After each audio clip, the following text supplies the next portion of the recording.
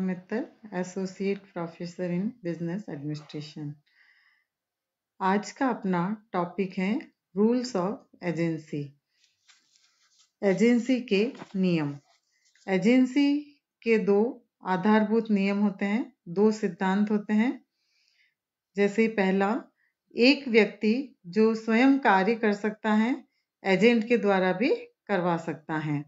यानी कि पहला नियम यह है कि कोई भी व्यक्ति जो स्वयं किसी कार्य को कानूनी रूप से कर सकता है वह उसे किसी एजेंट के माध्यम से भी करवा सकता है। किंतु इस नियम के कुछ अपवाद भी हैं। यानी नियम तो ये कहता है कि जो कार्य वो खुद कर सकता है वो एजेंट के द्वारा भी करा सकता है, पर इसके कुछ अपवाद का मतलब कि कुछ इस प्रकार के कार्य होते हैं जिसे वह स्वयं ही कर सकता है, एजेंट के द्वारा नहीं करवा सकता है। तो इस नियम के अपवाद हैं, जब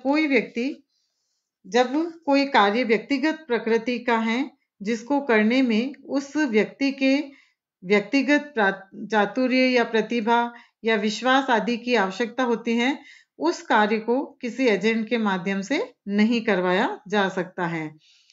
जैसे शादी करना या पुस्तक लिखने का कार्य, ये कार्य ऐसे हैं जिसे स्वयं प्रधान को ही करने होते हैं। जब कोई कार्य कानूनी प्रावधानों अधिकारों के अनुसार किसी व्यक्ति विशेष या पदाधिकारी के द्वारा ही संपन्न किया जाना अनिवार्य हो, जैसे कंपनी के अंशों के आवंटन का वैधानिक अधिकार संचालन मंडल को ही होता है, तो इस कार्य को भी किसी अन्य द्वारा नहीं करवाया जा सकता है। तो इस तरह से कानूनी प्रावधान और अधिकारों के अनुसार कोई भी व्यक्ति विशेष जो कि किसी पद पर है तो उसका कार्य भी स्वयं प्रधान के द्वारा ही किया जाता है।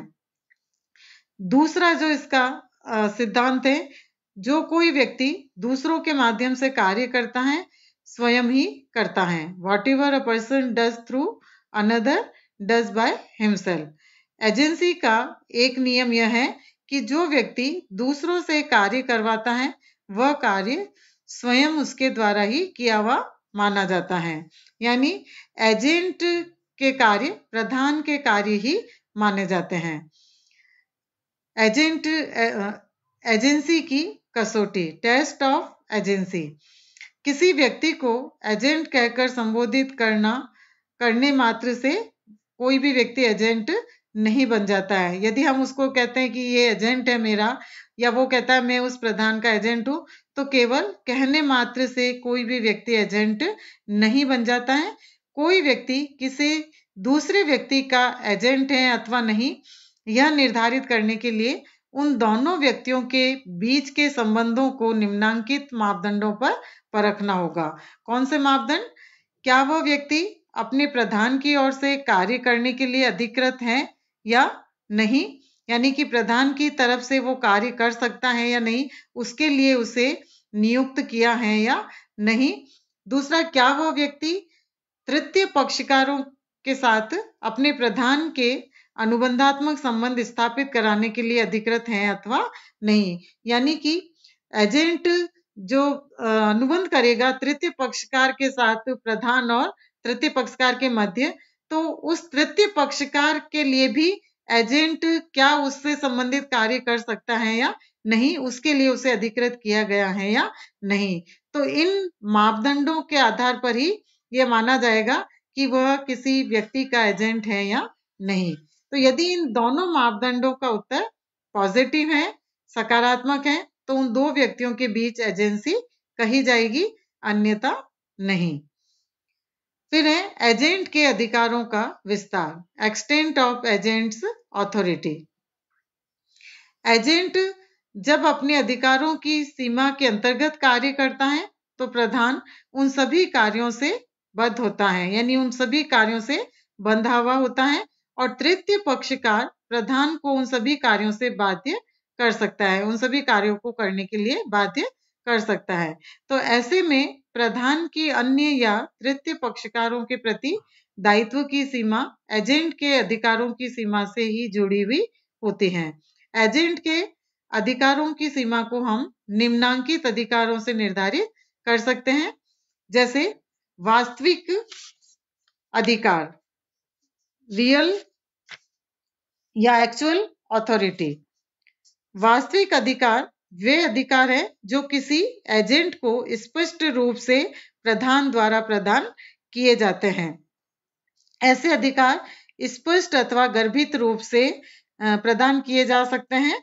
धारा 186 सेक्शन 186 इस प्रकार के एजेंट के वास्तविक अधिकारों को निम्नांकित से निर्धारित किया जा सकता है। प्रधान द्वारा एजेंट को प्रदत्त स्पष्ट अधिकार और प्रधान के आचरण द्वारा एजेंट को प्रदत्त गर्भित अधिकार। तो स्पष्ट है कि स्पष्ट अधिकार प्रधान द्वारा लिखित या मौखिक रूप से प्रदान किए जाते हैं और गर्भित अधिकार वे अधिकार हैं जो एजेंट को प्रधान अपने आचरण या अपने व्यवहार या विद्यमान परिस्थितियों से उसे प्राप्त होते हैं। तो एजेंट के गर्भित अधिकारों को प्रधान के आचरण, परिस्थितियों और व्यापार की परंपराओं या प्रथाओं के आधार पर निर्धारित या ज्ञात किया जा सकता है। इसी प्रकार से प्रकट या दृश्यमान अधिकार, ऑस्टेंसिबल और एपेरेंट अथॉरिटी। एजेंट के अधिकारों की सीमा उसके दृश्यमान या प्रत्यक्ष अधिकारों से भी प्रभावित होती हैं। दृश्यमान अधिकार वे अधिकार हैं जो दूसरों को दिखाई देते हैं या अनुभव होते हैं, जबकि वास्तव में वे अधिकार एजेंट को प्राप्त नहीं होते हैं। दृश्यमान अधिकार प्रधान द्वारा एजेंट को दिए नहीं जाते हैं, किंतु प्रधान अपने आचरण एवं शब्दों से बाध्य पक्षकारों को यह विश्वास करवा देता है कि एजेंट के पास वे अधिकार हैं जो प्रत्यक्ष दिखते हैं। कभी कभी इस प्रकार के जो दृश्यमान अधिकार हैं वो किसी एजेंट के पद या स्थिति से भी जुड़े होते हैं तथा प्रकट होते हैं। ऐसी स्थिति में एजेंट द्वारा दृश्यमान अधिकारों की सीमा में किए गए कार्यों के लिए भी प्रधान यानी प्रिंसिपल तृतीय पक्षकारों के प्रति उत्तरदायी हो जाता है, यदि तृतीय पक्षकारों ने सद्भावना से कार्य किए हो। किंतु ऐसे अधिकारों के अधीन किए गए कार्यों से एजेंट प्रधान के प्रति यानी मालिक के प्रति स्वयं उत्तरदायी बना रहता है। थर्ड है संकटकालीन अधिकार, ऑथोरिटी इन इमरजेंसी। एजेंट अपने प्रधान को संकटकालीन परिस्थितियों में हानि से बचाने हेतु कार्य करने का अधिकार रखता है, किंतु एजेंट को संकट काल में अधिकारों का उपयोग ठीक उसी प्रकार करना चाहिए जैसे कि एक सामान्य बुद्धि का व्यक्ति वैसी ही परिस्थितियों में अपने निजी मामले में सामान्यतः करता है। जैसे अहमदाबाद से अमर कुछ माल जयपुर में जितेंद्र को भेजता है तथा लिखता है कि इसमें से आधा माल वह देवेंद्र को दिल्ली भेज दे। जब माल जयपुर जितेंद्र के पास पहुंचता है तो वह माल खराब होने की स्थिति में आ जाता है। तो वह यह सोचता है कि यदि माल देवेंद्र के पास दिल्ली भेजा गया तो वो बिल्कुल ही बिगड़ जाएगा, यानी कि वो माल खराब हो जाएगा। तो जितेंद्र जयपुर में ही उस माल को बेच देता है। यहाँ उसे यह अधिकार संकटकालीन परिस्थितियों के कारण मिला है, क्योंकि ऐसी स्थिति के अंतर्गत अगर वो एजेंट माल को भेजता है दिल्ली तो वो खराब होगा, उसका कोई भी जो मूल्य है वो प्राप्त नहीं होगा। तो वो अपने विवेक के आधार पर उस माल को वहीं यानी जयपुर में ही बेच देता है, यह मानते हुए कि यह अधिकार उसको प्रधान के द्वारा संकटकालीन परिस्थितियों के लिए दे रखे हैं। किंतु एजेंट संकटकालीन स्थिति में अधिकारों का उपयोग कुछ शर्तों के अनुरूप ही कर सकता है। जैसे एजेंट संकट के समय अपने प्रधान से संपर्क कर आवश्यक निर्देश या आदेश प्राप्त कर संकट का समाधान करने की स्थिति में नहीं रहा हो तो वो उसे आदेश या निर्देश ले सकता है। एजेंट ने संकट के समय कोई कार्य प्रधान को हानि से बचाने के लिए किया हो तब भी वो उसे अधिकार है कि वो उस अधिकार को अपना समझकर पूरा कर सकता है।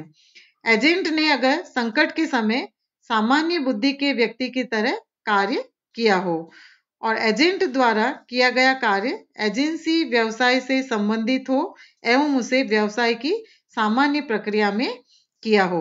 तो इस संबंध में यह बात भी ध्यान में रखनी चाहिए कि यदि एजेंट को संकटकालीन परिस्थितियों में भी कुछ ऐसा अवसर मिल सकता है जिसमें वह अपने प्रधान से निर्देश प्राप्त कर सकता है, तो एजेंट को उस अवसर का लाभ उठाना चाहिए तथा संकटकालीन परिस्थितियों में कार्य करने के लिए प्रधान से निर्देश प्राप्त कर लेना चाहिए।